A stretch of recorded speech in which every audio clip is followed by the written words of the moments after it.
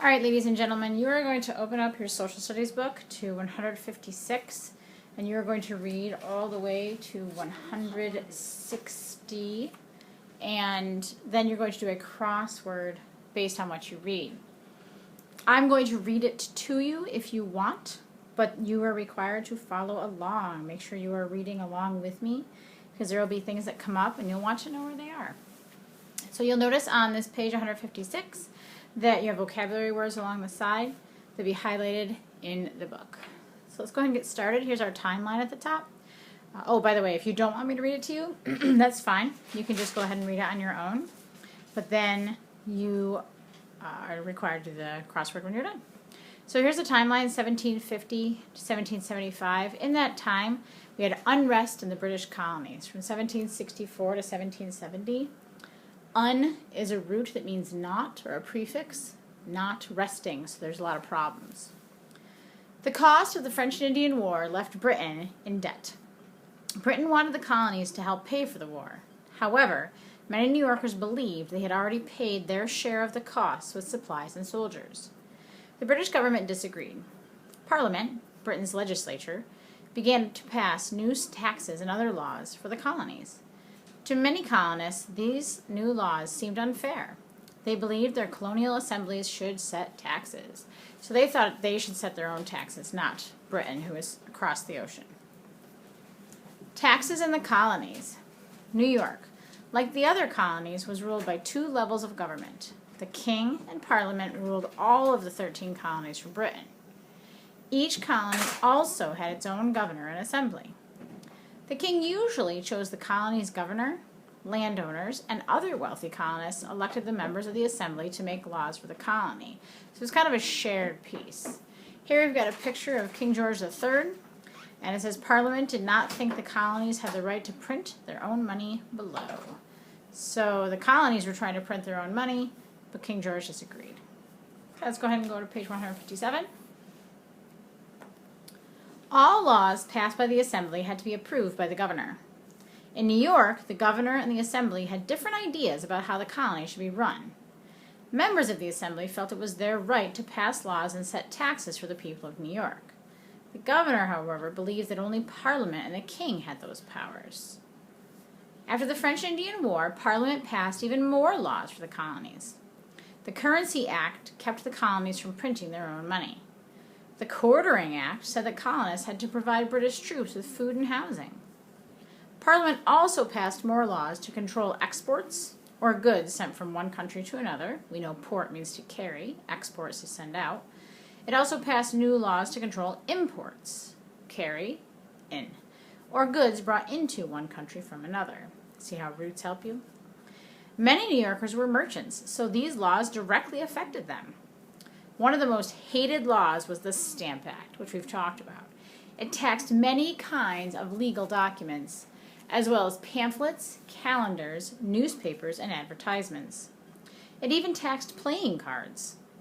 A stamp placed on each item showed that the tax on it had been paid. And remember, that tax did not go to the colonists, it went to the king. The new laws angered many New Yorkers. After all, they could not help make the laws they were supposed to obey. They had no representation, so they weren't there to have a voice in Parliament. They had no one to speak or act for them there. The colonists saw the new taxes as taxation without representation. Remember, the man we were talking about said it was tyranny, means that they were not, this was not right. Robert R. Livingston, a New Yorker, wrote, "No man shall be taxed but with his own consent." So he thought that men should have at least a choice.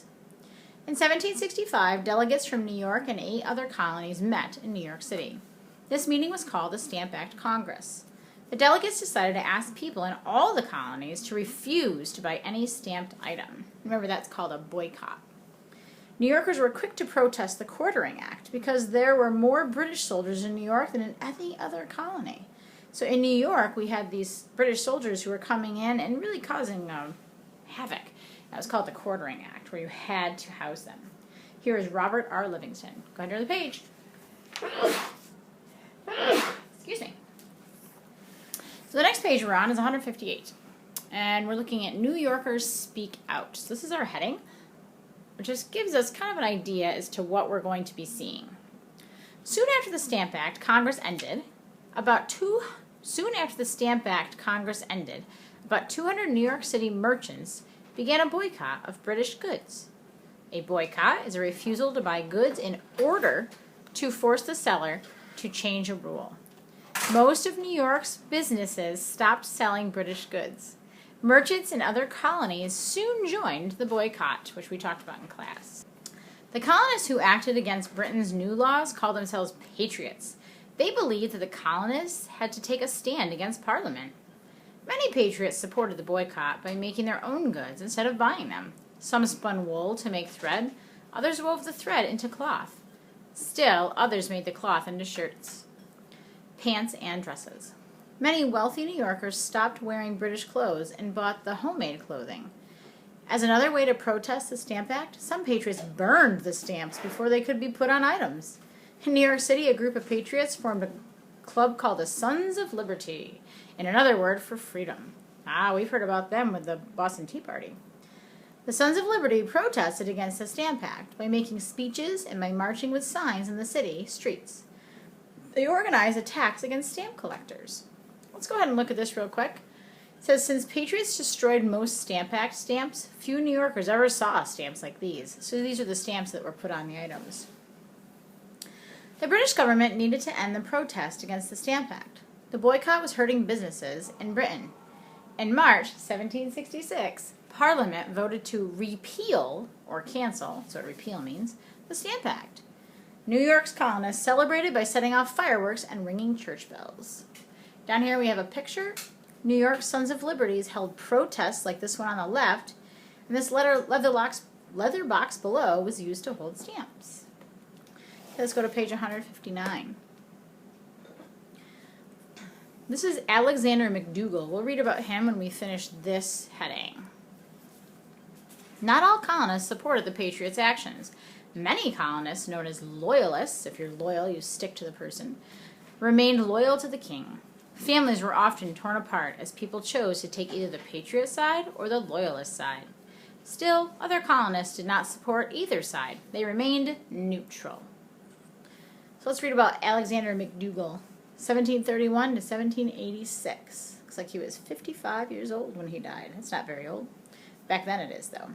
His character trait was perseverance. Let's see if we can figure out why he had perseverance. If you persevere, it means you keep trying and trying until you succeed. Alexander McDougall was one of the founders of New York's Sons of Liberty. McDougall came to New York City from Scotland when he was a boy. When he was 14 years old, McDougall joined the Navy, and in time he became a sea captain. 14, guys, 14. Later, he returned to New York City and joined the Patriot cause. McDougall published posters that stirred up people against the British, so that's one way he is perseverant. He was arrested for his actions. Even though he could have paid a fine to get out of jail, McDougall remained a prisoner to protest British rule. Today, a street in Greenwich Village is named in his memory. Nice. So here's our next heading, more protests. On the same day the Stamp Act was repealed, remember repealed means stopped, Parliament passed the Declaratory Act. And here's our pronunciation. It said that Parliament still had the right to make laws for the colonies. To further show its power over New Yorkers, the British government sent nearly 4,000 British soldiers to the colony. I'm sure that made them very happy.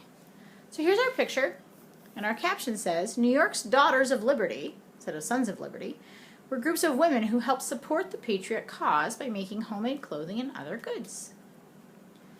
These are thread reels. Looks like they've got thread on them that they've maybe made.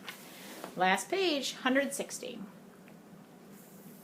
Up here in our picture, we have a graph of sorts. New York, it's called a pictograph. New York imports from Britain. So this means how much came in from Britain from 1768 to 1770.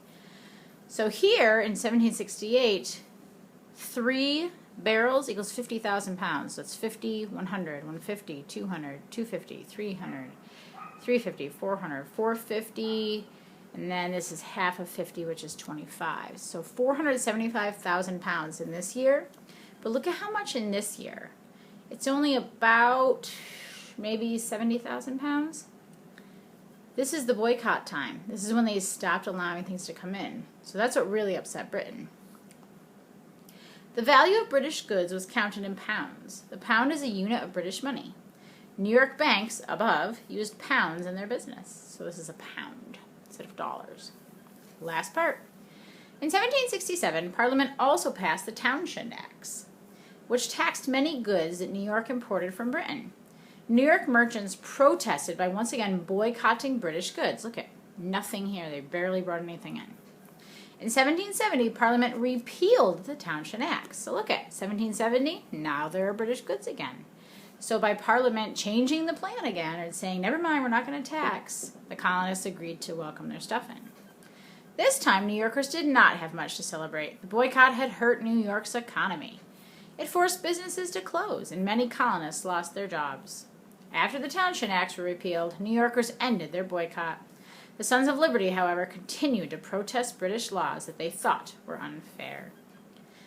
So, go ahead and work on your crossword now, and use this reading and going back in to look yourself to see if you can find the answers. Good luck!